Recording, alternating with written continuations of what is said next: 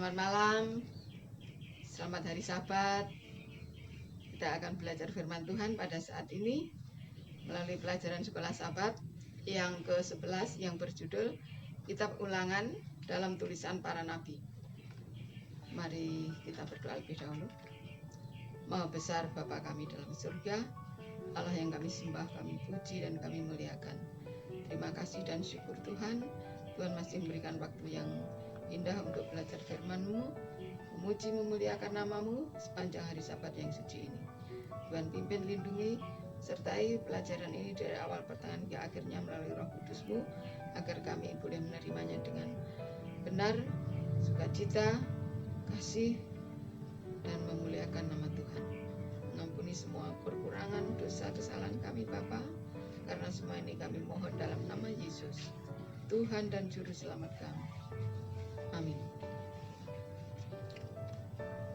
Pada minggu ini kita akan memusatkan pelajaran kita bagaimana kitab Ulangan ini digunakan untuk penulis-penulis buku kemudian, yaitu para nabi. Yaitu poin-poin yang ada hubungannya dengan kita saat ini. Ketika Yosia menjadi raja di Yehuda, dia menemukan kitab Taurat, dan ketika dibacakan kitab Ulangan oleh Musa, maka Yosia betul-betul menghayati kitab Ulangan dan terus mempraktekkan di dalam pemerintahannya. Kitab itu penuh dengan kepastian tentang rencana Allah untuk menyelamatkan umatnya. Yosia membersihkan berhala-berhala yang disembah mereka dan hanya menyembah kepada Tuhan. Bagi yang setia kepada Tuhan diberkati, dan yang tidak setia dikutuk. Poin yang kedua, Musa menjabarkan arti langit yang mengatasi langit, segala langit, yaitu Musa menunjuk kepada kuasa, keagungan, dan kebesaran Allah. Maka patutlah kita menyembah Dia yang adalah pencipta langit, bumi dan isinya, turun ke bumi, mati di salib demi keselamatan kita. Poin yang ketiga, Nabi Yeremia menuliskan ayat-ayat yang menunjuk kepada Raja Yosia. Yeremia membenarkan bahwa kita adalah bait suci Allah, umat pilihan, namun jika mereka tidak menurut Tuhan, tidak berarti apa-apa. Nabi Mika menulis ayat-ayat yang artinya Allah akan menggugat perjanjian dengan umat Israel karena mereka tidak memenuhi janji mereka. Salah satu ayat dari Mika ialah, "Maka sekarang hai orang Israel, apakah yang diminta Tuhan selain takut dan menurut segala perintahnya, mengasihi Dia dan beribadah kepadanya?" Bangsa Israel seharusnya menjadi bangsa yang menjadi terang kepada bangsa-bangsa sekitarnya, agar bangsa-bangsa di sekitarnya bisa berbicara, memang bangsa Israel ini adalah umat yang bijaksana dan berakal budi. Jadi mereka harus bertindak dengan kebijaksanaan dan berakal budi, yang termasuk di dalamnya bagaimana memperlakukan orang yang dengan adil dan berkemurahan. Poin yang kelima ini yang terakhir, Daniel. Doa Daniel yang disertai tangis dan air mata mengakui dosa-dosa umat Israel, dan pada saat yang sama mengakui keadilan Allah pada saat umat Israel di tengah-tengah malapetaka. Jadi doa Daniel merupakan rangkuman dari kitab Ulangan. Daniel menulis bahwa umat Israel menjadi celaan bagi bangsa-bangsa lain, berlawanan dengan kitab Mika. Daniel tidak pernah bertanya mengapa kepada Tuhan, karena dia sudah tahu pasti apa yang menyebabkan penderitaan mereka, yaitu dari ketidaktaatan mereka. Inilah poin-poin yang diambil dari pelajaran-pelajaran hari-hari yang lalu, dan sekarang kita masuk dalam pendalaman. Bagian ini yaitu Mika ayat 1 sampai 6, Mika 6 ayat 1 sampai 8 adalah salah satu dari ayat-ayat yang luar biasa dari perjanjian lama, sama seperti Amsal 5 ayat 24, Hosea 6 ayat 6. Bagian ini melambangkan pesan dari nabi-nabi abad ke-8.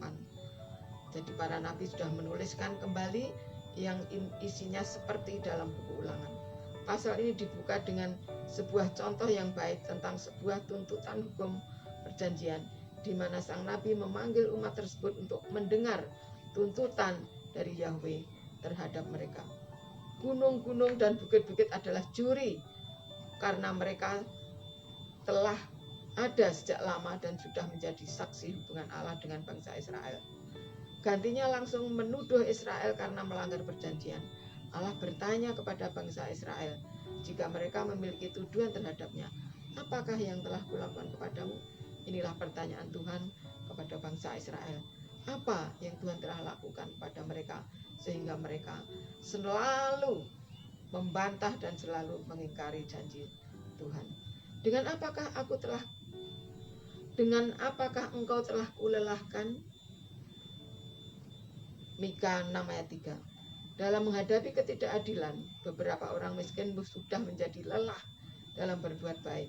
Dalam menghadapi peluang untuk menjadi kaya dengan cepat, beberapa pemilik tanah mungkin sudah lelah untuk menuruti hukum-hukum perjanjian. Dalam pembaruan, sebagai tindakan selanjutnya, raja mengalihkan perhatiannya kepada pemusnahan setiap bentuk penyembahan berhala yang tersisa.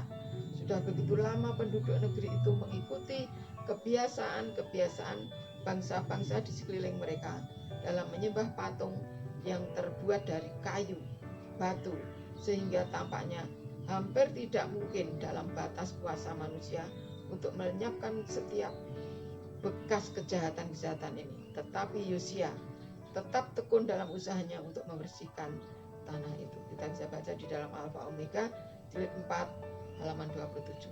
Nah, kita bisa mengambil satu kesimpulan bahwa pada zaman Yosia memerintah Yehuda, dia menemukan satu kitab, yaitu kitab Taurat yang dibacakan oleh Musa, dan dia sangat antusias, dia sangat teliti, dia sangat gembira, sangat bahagia kembali percaya kepada Tuhan, bertobat kepada Tuhan, melakukan apa yang Tuhan kehendaki. Bukan seperti umat-umat Israel, seluruhnya sudah berbalik dari perjanjian Tuhan. Mereka ikut menyembah berhala, padahal dia direncanakan Tuhan untuk menjadi terang bagi bangsa lain, tapi ternyata malah pada akhir hidupnya menjadi celaan bagi bangsa-bangsa lain. Inilah satu perbuatan umat Tuhan yang menyakiti hati Tuhan. Biarlah kita semua pada saat ini, di mana nabi-nabi juga sudah menulis seperti dalam buku Ulangan yang menjadi perenungan pada saat kita saat ini, biarlah kita tetap berada di dalam janji Tuhan untuk melakukan apa yang baik di mata Tuhan, karena Tuhan hanya menuntut kita umatnya, terlebih Israel rohani, akan menurut dan melakukan segala apa yang menjadi perintah Tuhan. Biarlah Tuhan memberkati kita semua. Kita puji Tuhan, memuliakan Tuhan dalam hati kita selama sepanjang hari Sabat ini. Amin.